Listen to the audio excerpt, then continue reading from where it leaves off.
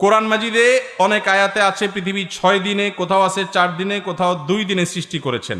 এ সম্পর্কে বিস্তারিত জানালে উপকৃত হব। দেখুন, আল্লাহ সুবহানাহু ওয়া তাআলা কোরআন কারীমে বলেছেন, ইন্না রাব্বাকুমুল্লাহুল্লাযী খালাকাস সামাওয়াতি ওয়াল আরদা ফি সিত্তাতি আইয়াম। আল্লাহ তাআলা নবমণ্ডল ভূমণ্ডল সৃষ্টি করেছেন 6 দিনে। কয় দিনে সৃষ্টি করেছেন? যেখানে 2 দিন 4 দিনের কথা বলা আছে, সেখানে উদ্দেশ্য হলো আল্লাহ তাআলা নবমণ্ডল 2 দিনে, ভূমণ্ডল 2 দিনে, আকাশ 2 দিনে, পাতাল 2 দিনে সৃষ্টি করেছেন। আর 2 দিনে পাতালকে আল্লাহ তাআলা আপনার বসবাস উপযোগী এখানে পরিমিত করেছেন, প্রস্তুত করেছেন। এই হলো মোট 6 দিন। তাহলে আসমান জমিন মূলত 4 দিন সৃষ্টি হয়েছে, আর 2 দিনে ফিনিশিং আল্লাহ তাআলা দিয়েছেন জমিনকে। আল্লাহ সুবহানাহু ওয়া তাআলা চাইলে কোন বললেই সেটা হয়ে যায়, তাহলে 6 দিন নিলেন কেন?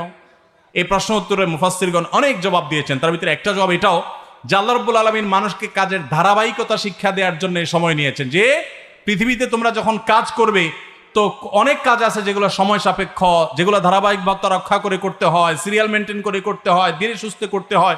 এই শিক্ষাটা অর্জন করবার জন্য মানুষকে যেন সুযোগ পায়, সেজন্য আল্লাহ তাআলা এটা করেছেন। আল্লাহ চাইলে কোন বললেই সেটি হয়ে যায়। আল্লাহর জন্য কোনো সময়ের অপেক্ষা করতে হয় না।